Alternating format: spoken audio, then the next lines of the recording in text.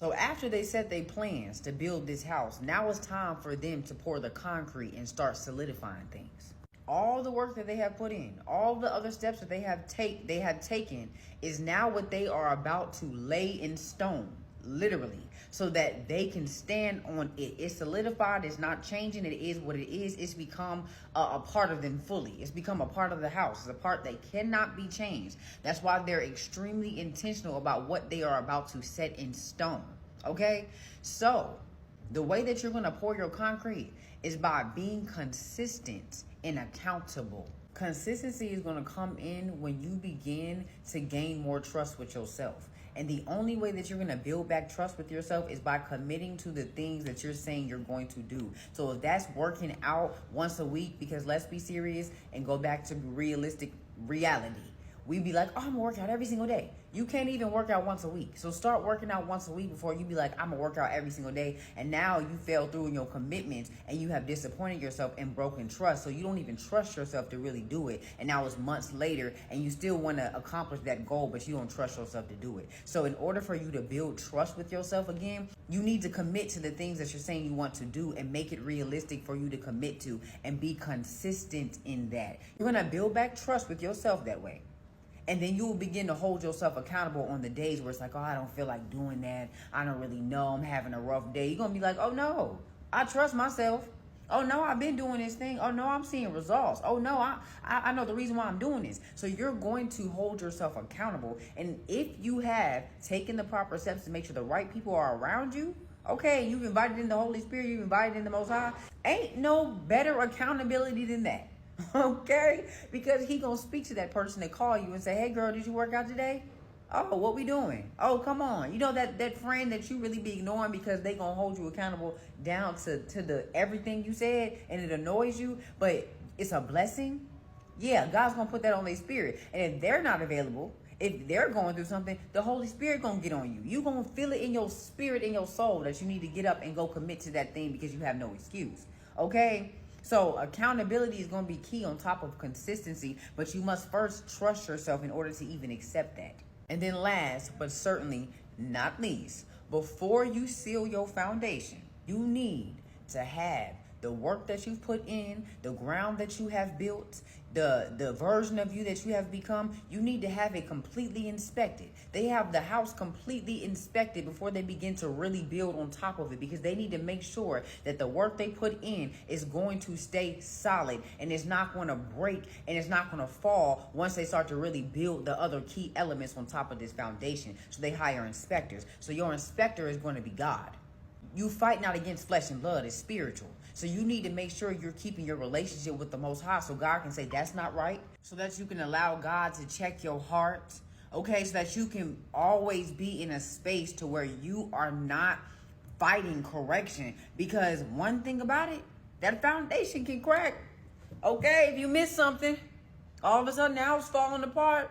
And then the stuff you put in is going to stop working. You didn't just bought the house, and 2 months later, all the appliances going out. But you didn't spend over 300 grand on this house, and it looked so pretty from the outside. But the foundation was cracking. The wiring wasn't even right. Okay?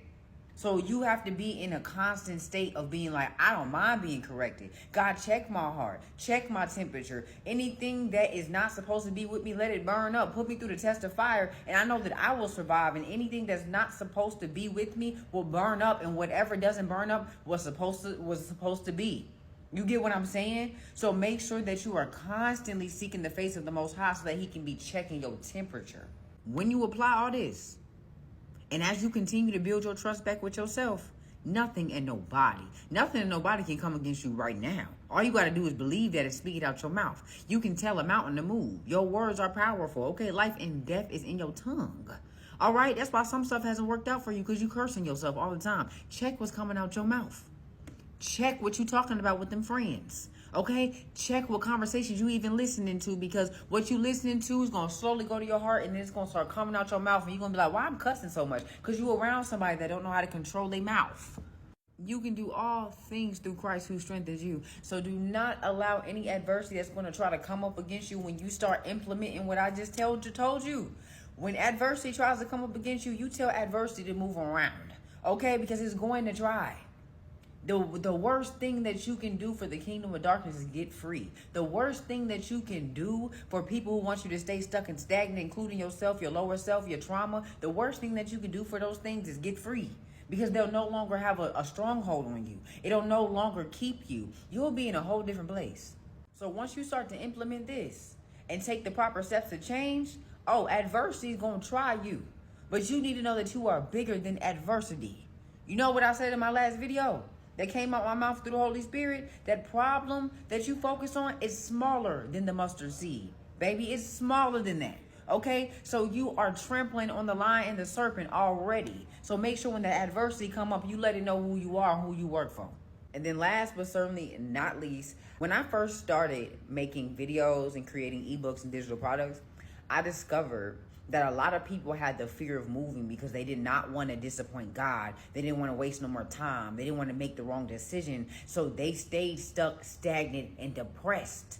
Depression ultimately came because they weren't moving, because they were afraid. So I created an ebook that will help you identify where your fear has stemmed from, whether that's trauma, whether that's a word curse of your life, whether that's your past relationship. It helps you identify not only where your fear came from, but how to combat the fear and create a strategy around it so that you can step forward. It's not only going to help you step forward, but help you identify what decision you need to make. There's a pros and cons chart within the ebook that I created that's going to help you map out what the pros are going to be of you staying in fear and what the cons are going to be of you staying in fear, and what you should do stepping out so that you can visually see what is holding you back. Because a lot of the times we try to combat everything in our mind. We try to keep everything in here and solve everything in our brain to where it's all mixed up with what you got to do today, what you had for lunch yesterday, what man you thinking about. And you can't even really problem solve like that. So this chart is going to help you visibly see what is coming up against you so that you can conquer it and move forward.